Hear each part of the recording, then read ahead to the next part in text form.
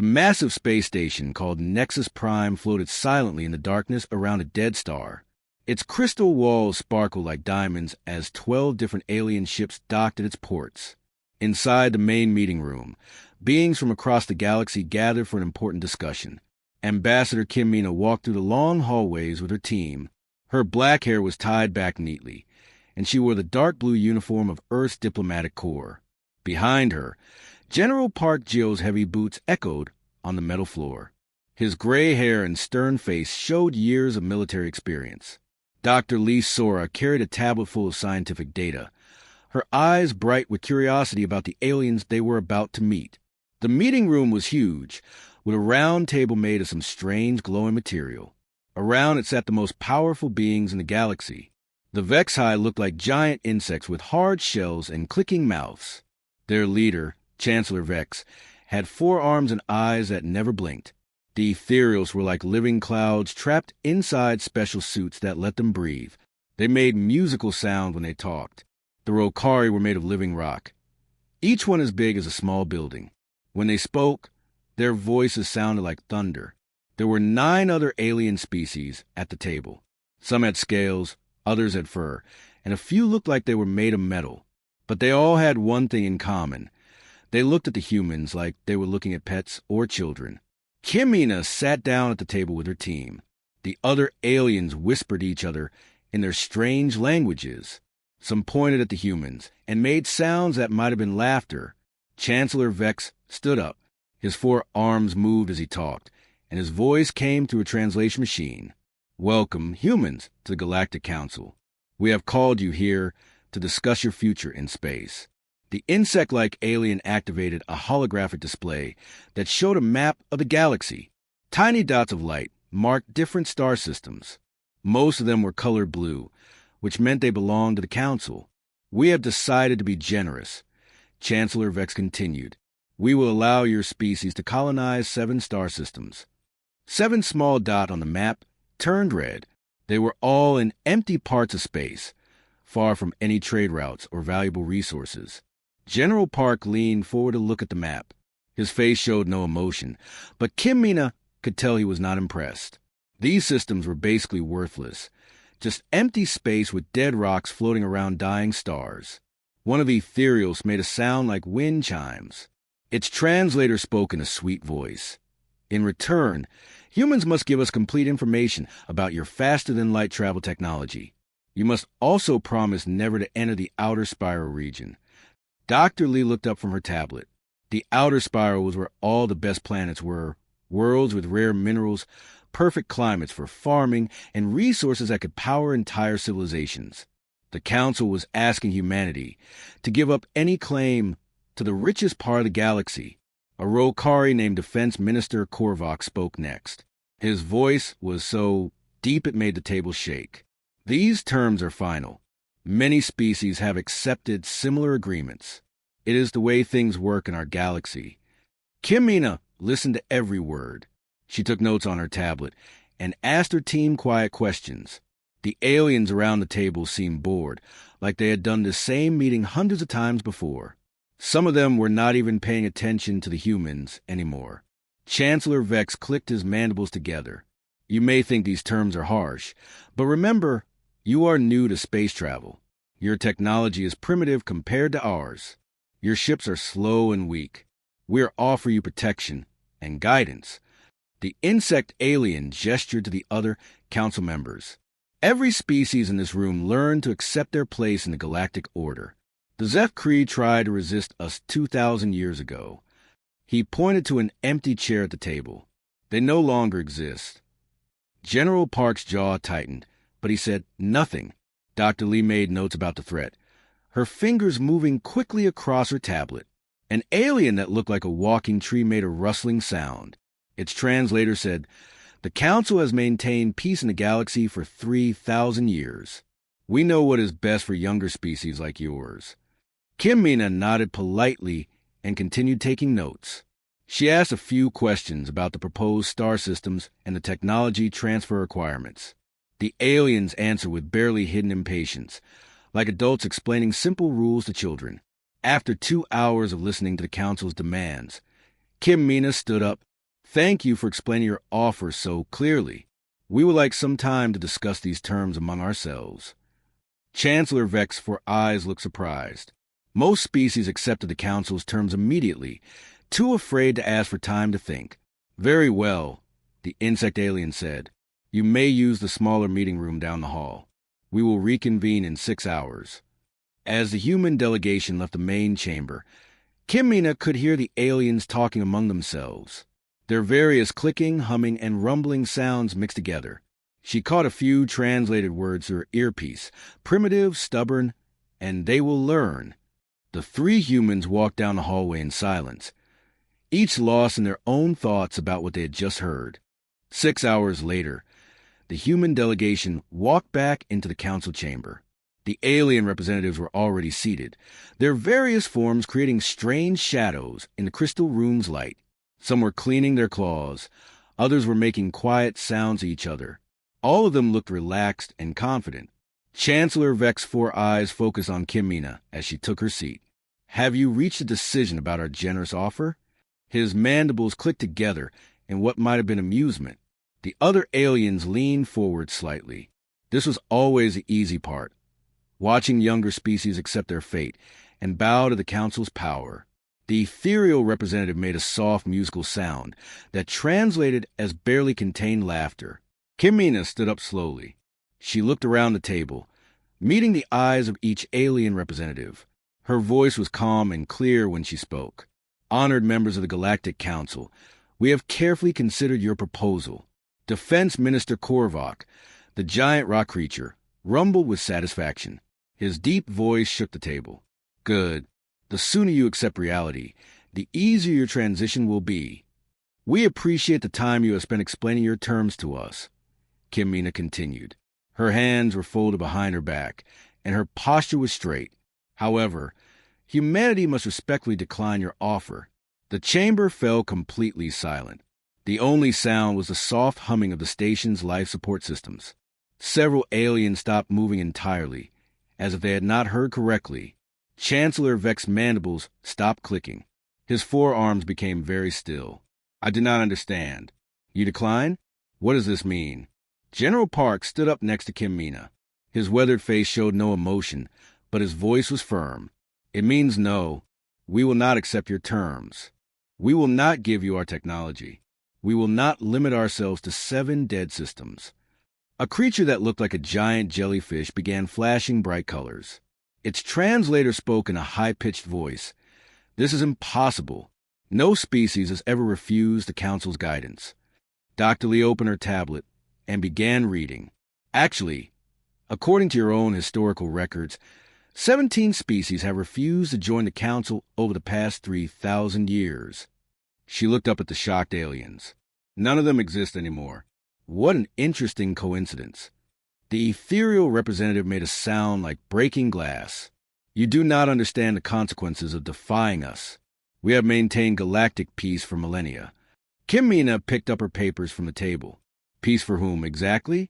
Your records show that every species that joined the Council gave up their best territories and their most advanced technology. Your peace seems to benefit only the original Council members. Chancellor Vex stood up, his 4 arms waving angrily. You cannot simply walk away. This is not how things work. Every civilization must accept their place in the galactic order. Says who? General Park asked. His question was simple, but it hit the aliens like a physical blow. Who decided that you get to make the rules for everyone else? The rock creature, Korvac, slammed his massive fist on the table. The ancient surface cracked under the impact. We have the strongest fleets, the most advanced technology. We have earned our position. Dr. Lee looked at her tablet again. Your military records are interesting reading. Every species you conquered was alone, isolated, and outnumbered. You have never faced unified resistance.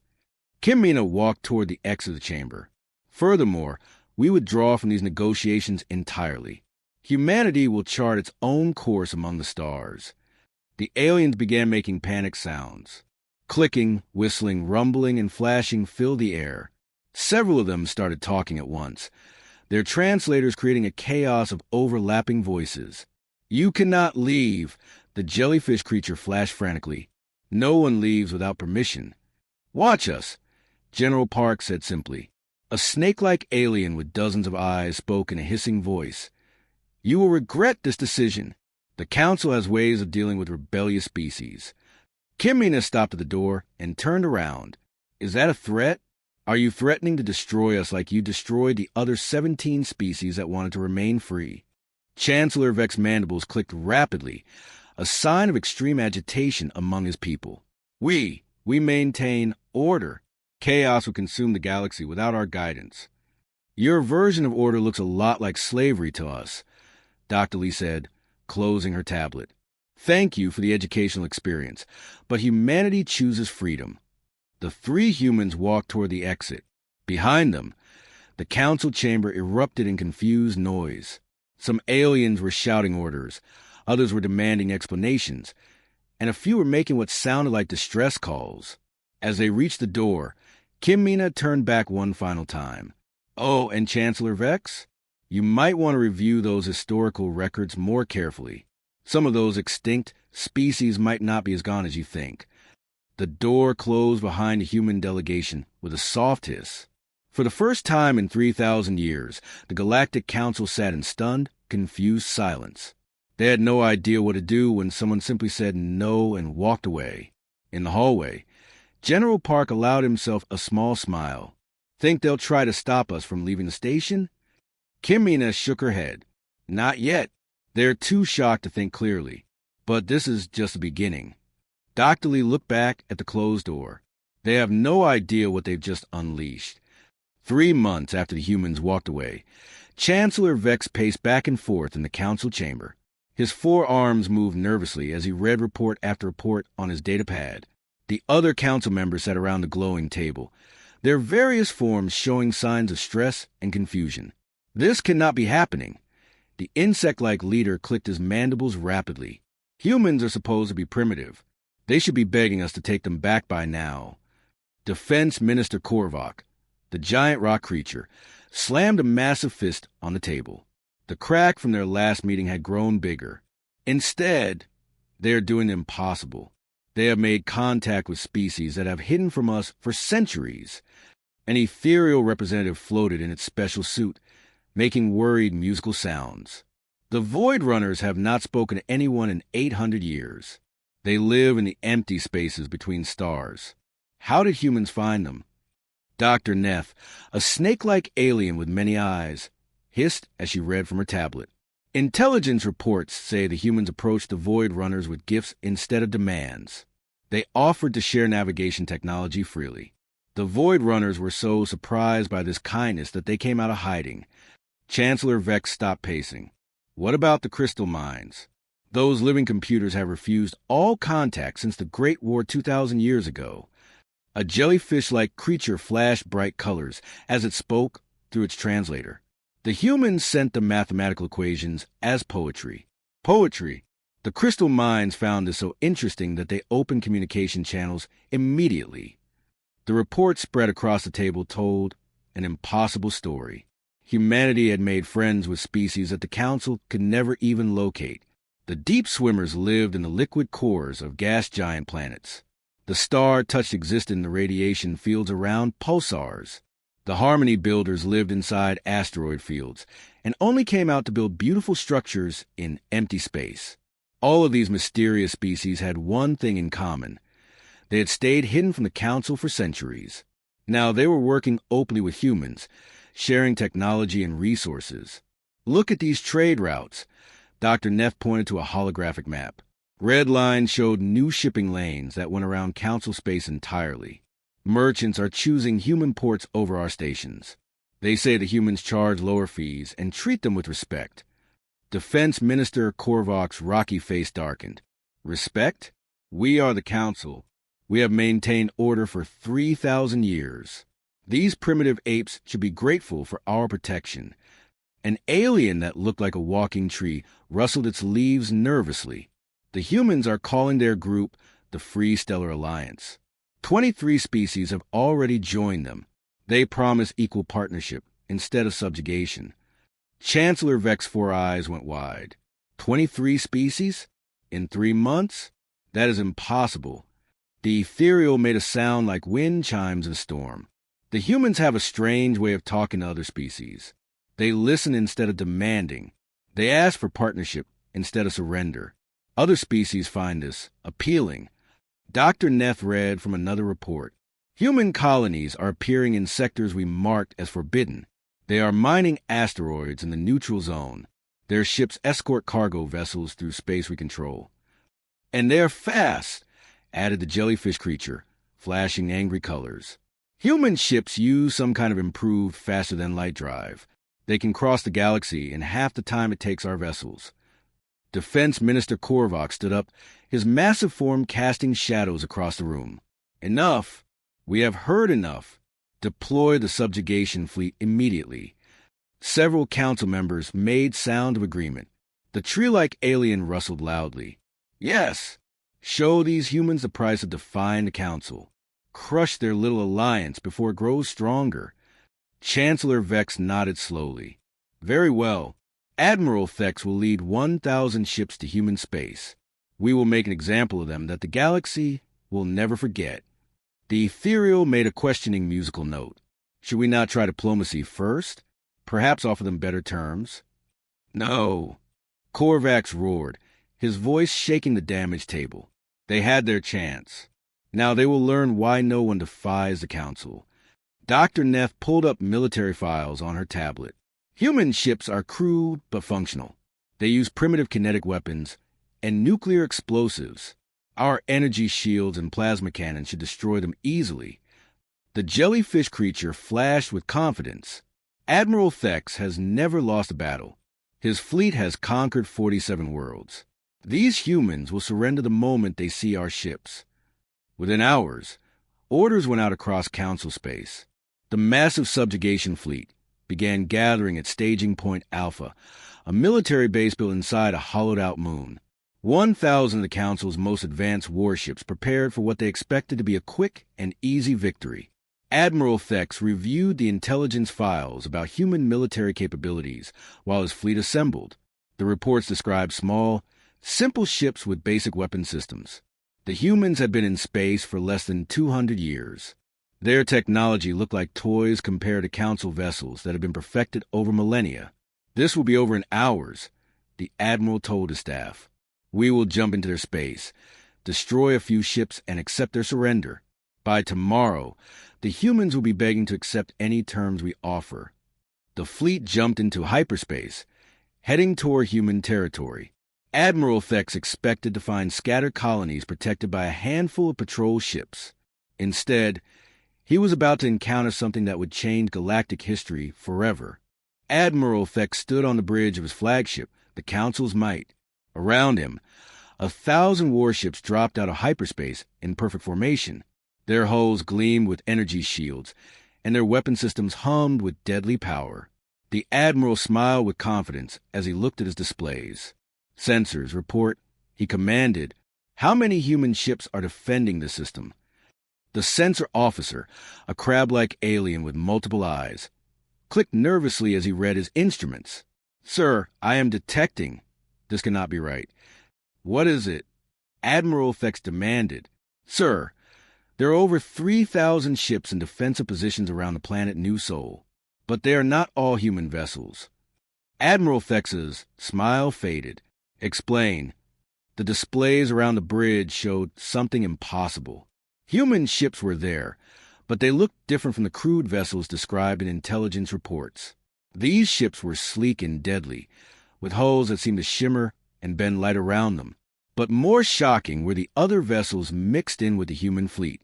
Massive living ships that pulsed with their own heartbeats floated in the formation.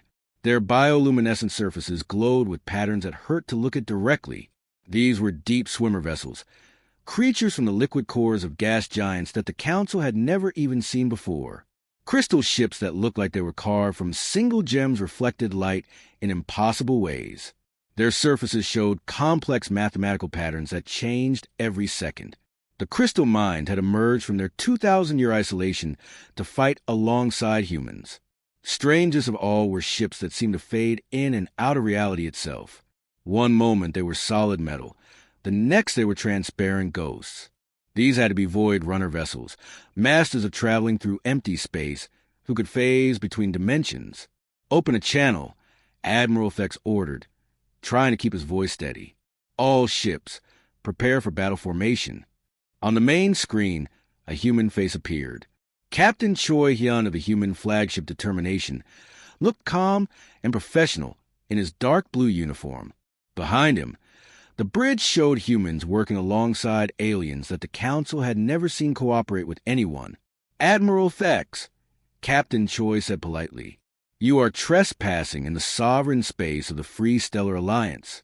You have 30 minutes to withdraw your forces and return to Council territory. Admiral Thex felt his confidence return. These humans were still trying to be diplomatic. I am Admiral Thex of the Galactic Council Fleet. The Council recognizes no such alliance. You will surrender immediately or face the consequences. Captain Choi's expression did not change. I see. In that case, Admiral, you should know that every species in this system has voted to defend their freedom. We will not surrender. The channel closed. Admiral Thex turned to his weapons officer. All ships, attack formation. Show these primitives the power of the Council. The battle began with the Council's traditional opening move, a massive barrage of plasma bolts designed to overwhelm enemy shields. 1,000 ships fired at once, filling space with deadly energy. The display screen showed what should have been the complete destruction of the defending fleet. Instead, something impossible happened. Half of the human ships simply became transparent. The plasma bolts passed right through them, as if they were ghosts. The Void Runner technology allowed the ships to phase out of normal space for a few seconds, avoiding damage completely. What are they doing? Admiral Thex shouted. Weapons, report. Sir, our energy weapons are having no effect on half the enemy vessels.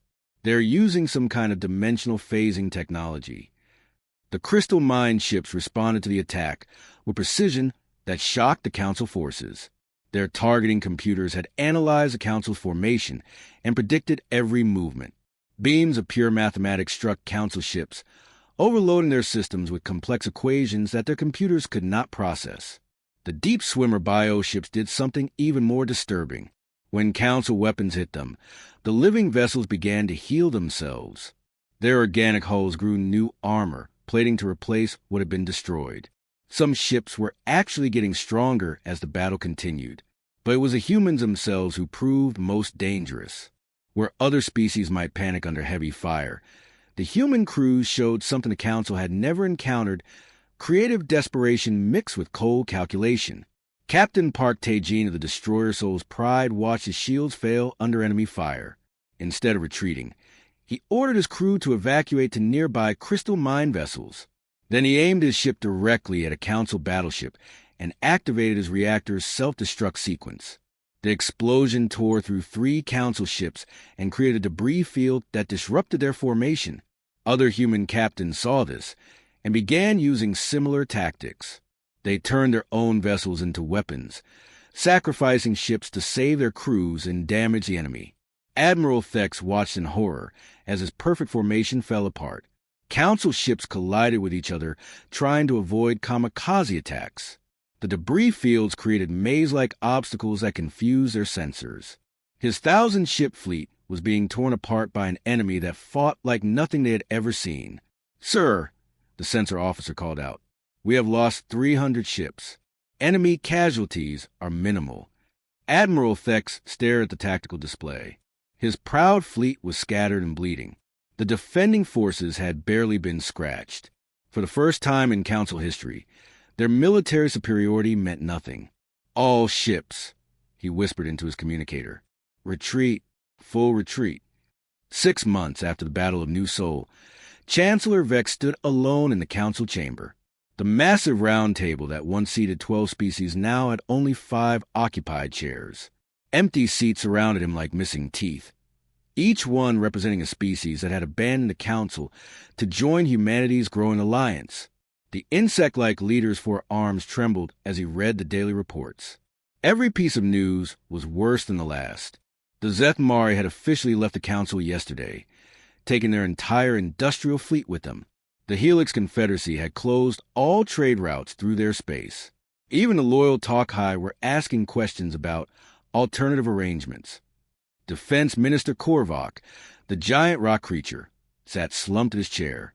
His usually booming voice was quiet and defeated. The Free Stellar Alliance now controls 40% of known space. Their membership grows every day. An ethereal representative floated listlessly in its containment suit. Its once musical voice sounded flat through the translator. Perhaps we should have listened when the humans offered partnership instead of demanding surrender. Dr. Neff, the snake-like alien, hissed softly as she reviewed economic data. Our tax revenues have dropped by 60%. Merchants are avoiding council space entirely. They prefer the Alliance's free ports and fair treatment. Chancellor Vex activated the holographic display that showed the galaxy. What he saw made his mandibles click with despair. Blue dots that represented council territory were scattered and isolated. Red dots showing Alliance space formed a solid block that stretched across half the galaxy.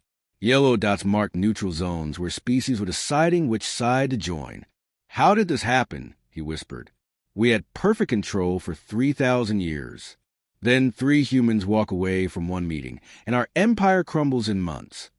Meanwhile, aboard the human colony ship New Horizon, Ambassador Kim Mina walked through corridors buzzing with activity. The ship had been converted into a mobile diplomatic center, hosting representatives from dozens of species who wanted to join the Alliance. The main conference room was a marvel of cooperation. Void runners share navigation data with crystal mines, while their translators work to bridge the gap between mathematical concepts and spatial coordinates. Deep swimmer biologists worked alongside human doctors to develop medicines that could heal multiple species. Star-touched engineers collaborated with human physicists to build better faster-than-light engines. Dr. Lee Sora presented her latest research to a mixed group of scientists. By combining human medical technology with Vex-High regeneration techniques and Rokari mineral supplements, we have created treatments that work across species barriers. Diseases that were incurable for one species can now be treated using knowledge from another. A crystal mind entity, its geometric form shifting through complex patterns, communicated through mathematical formulas that appeared in the air. Its message translated as, "The efficiency gains from cooperative research exceed all previous calculations. Together, we solve problems in days that would take centuries alone." General Park Jiho reviewed defensive preparations with military advisors from 20 different species. The war room displayed a 3-dimensional map showing Alliance territory and the placement of defensive fleets. "The Council still has significant military assets," warned Commander Yoon Jae-sung of the Alliance Navy. "Intelligence suggests they are building new ships and recruiting mercenary forces." A Void Runner captain, whose ship could travel through dimensions, offered strategic advice through a translation device. Council forces think in old patterns. They expect frontal attacks and defensive lines. We can use dimensional tactics to appear where they do not expect us. Park nodded thoughtfully. The Council's biggest weakness is that they still do not understand cooperation. They command through fear and force. When their subordinates are afraid to give bad news or suggest new ideas, they become predictable. Ambassador Kim Mina entered the war room carrying a data pad full of diplomatic reports. 3 more species contacted us today, wanting to join the Alliance. The singing crystals from the Vega sector, the metal shapers from beyond the rim, and surprisingly, a group of former council colonies that declared independence. She pulled up a communication on the main display. The message was from a planet called Kepler 442b, a world that had been under council control for 800 years. Their leader, a being that looked like a walking flower, spoke through a translator. "For centuries, we gave the Council our rare minerals and received nothing but demands for more. The humans showed us records of fair trade agreements where both sides benefit equally. We want this kind of partnership. We formally request membership in the Free Stellar Alliance." Dr. Lee looked up from her research station. It is remarkable how fast word spreads.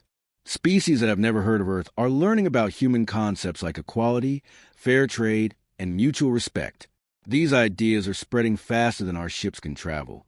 The New Horizon continued its journey toward the Andromeda Junction, where first contact protocols were being prepared for 3 newly discovered species. Intelligence reports suggested these civilizations had been hiding from the Council for over 1,000 years, waiting for someone different to find them. As Kim Mina reviewed the meeting schedules for the next week, she realized that the alliance was no longer just about opposing the Council. It had become something bigger, a new way for different species to live and work together among the stars. In the distance, Council stations orbited their ancient suns in increasing isolation, monuments to the arrogance that had cost them an empire. The galaxy would never be the same.